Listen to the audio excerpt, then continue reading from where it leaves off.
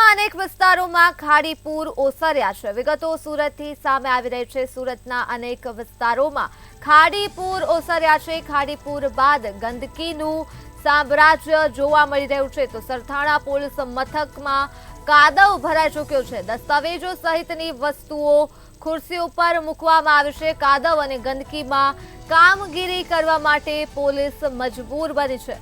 તો ગંદકીના કારણે બીમારી ફેલાય તો જવાબદાર કોણ, અહીં સવાલ ઉઠી રહ્યો છે। પાલિકાની ટીમ હજુ પણ પોલીસ સ્ટેશન પહોંચી નથી।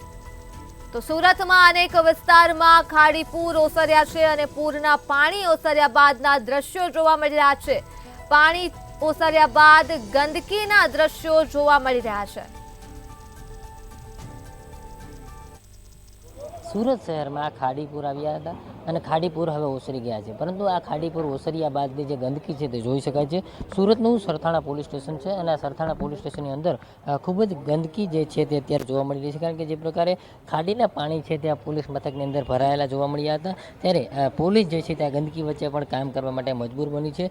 જોઈ શકાય છે આ પીએસઓ રૂમ છે અને આ પીએસઓ રૂમની અંદર જે પ્રકારની ગંદકી છે તે સ્પષ્ટ જોવા મળી રહી છે અને આ ગંદકીની વચ્ચે પોલીસ જવાનો છે તે કામ કરવા મજબૂર બન્યા છે। એટલે સ્પષ્ટ કહી શકાય કે જે પ્રકારે આ આખા પોલીસ મથકની અંદર જે ગંદકી છે તે ખદબદી રહી છે ને તેને જ લઈને આ કામગીરી છે તે હાલ પોલીસ છે તે પણ એમાં પણ કામગીરી કરી રહ્યા છે। પરંતુ હાલ સુરત મહાનગરપાલિકાની વાત કરીએ તો સુરત મહાનગરપાલિકા જે છે તેના કોઈ પણ કર્મચારી હજી સુધી પોલીસ મથકમાં ડોકાયા નથી। આ જોઈ શકાય છે આખું આ કમ્પાઉન્ડ છે। આ કમ્પાઉન્ડ જે પ્રકારે જે કામગીરી છે તે કામગીરી હાલ પોલીસ છે તે આ ગંદકી વચ્ચે પણ કરી રહી છે। એકંદરે પોલીસ જે છે તે પોલીસ આ ગંદકીમાં કામ કરવા માટે મજબૂર થઈ છે। તમામ રૂમો જે છે જોઈ શકાય છે, આ રૂમોની અંદર પણ ખૂબ જ ગંદકી છે જોવા મળી રહી છે। કાદવ છે તે હજુ પણ આ પોલીસ મથકની અંદર ભરેલો જોવા મળી રહ્યો છે।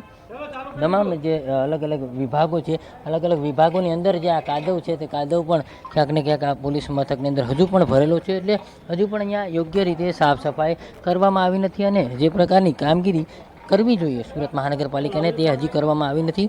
આ જોઈ શકાય છે અહીંયા જે ચોપડાઓ પડ્યા છે, જે જરૂરી જે પુરાવાઓ દસ્તાવેજો હોય છે, ખાસ પોલીસ મથકની અંદર જેના રેકોર્ડો હોય છે તે રેકોર્ડના ચોપડા પણ આ કાદવની વચ્ચે ખુરશીમાં મૂકવાની નોબત આવી હતી, કારણ કે પાણી છે તે સતત ને સતત ભરાવો થયો હતો। ત્યારે હજી પણ કાદવ છે તે અહીંયા ભરેલું દેખાઈ રહ્યું છે અને તમામ જે રૂમો છે તે રૂમોની અંદર પણ આ પ્રકારની ખૂબ જ ગંદકી છે તે ખદબદી રહી છે। સરથાણા પોલીસ મથક છે, અન્ય રૂમો પણ બતાવીશ।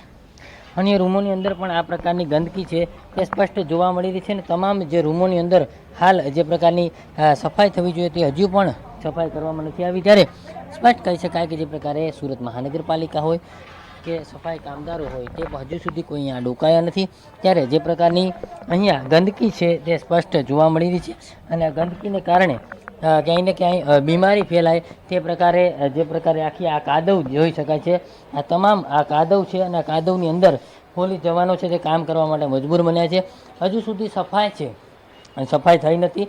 ત્યારે ક્યાંય ને ક્યાંય સુરત મહાનગરપાલિકા છે તેને ક્યાંય ને ક્યાંય આ સમગ્ર કામગીરી છે તે કરવાની હોતી હોય છે ને આ કામગીરીમાં ક્યાં જે પ્રકારે ઉણપ હોય તે પ્રકારનું લાગી રહ્યું છે ને હજુ પણ આ જે પ્રકારની ખૂબ જ ગંદકી છે તે ગંદકી સ્પષ્ટ અહીંયા જોવા મળી રહી છે અને તમામ જગ્યાઓ પર કાદવ છે તે કાદવ સ્પષ્ટ ફેલાયો છે। જ્યારે જે પ્રકારે પાણી તો ઓસરી ચૂક્યા છે, પરંતુ ત્યારબાદની જે પ્રકારની આ જે ગંદકી છે તે ગંદકીને લઈને અનેક બીમારીઓ ફેલાતી હોય છે। ત્યારે સરથાણા પોલીસ મથક છે તેમાં પોલીસ જવાનો છે તે આ ગંદકીમાં પણ કામ કરવા મજબૂર બન્યા છે, કારણ કે છેલ્લા 4 દિવસથી જે પ્રકારે ખાડીપુર આવ્યા હતા અને ખાડીપુરમાં જે પ્રકારે સતત ને સતત પોલીસ જવાનો આસપાસના વિસ્તારોમાં પેટ્રોલિંગ કરતા હતા, પરંતુ તેમના માટે પણ હજી સુધી સફાઈ છે તે કરવામાં આવી નથી અને સુરત મહાનગરપાલિકાની કોઈ ટીમ હજી સુધી સરથાણા પોલીસ મથકમાં પહોંચી નથી। કેમેરામેન કેસી વગાસિયા સાથે દિવેશ પરમાર, મંતવ્ય ન્યૂઝ, સુરત।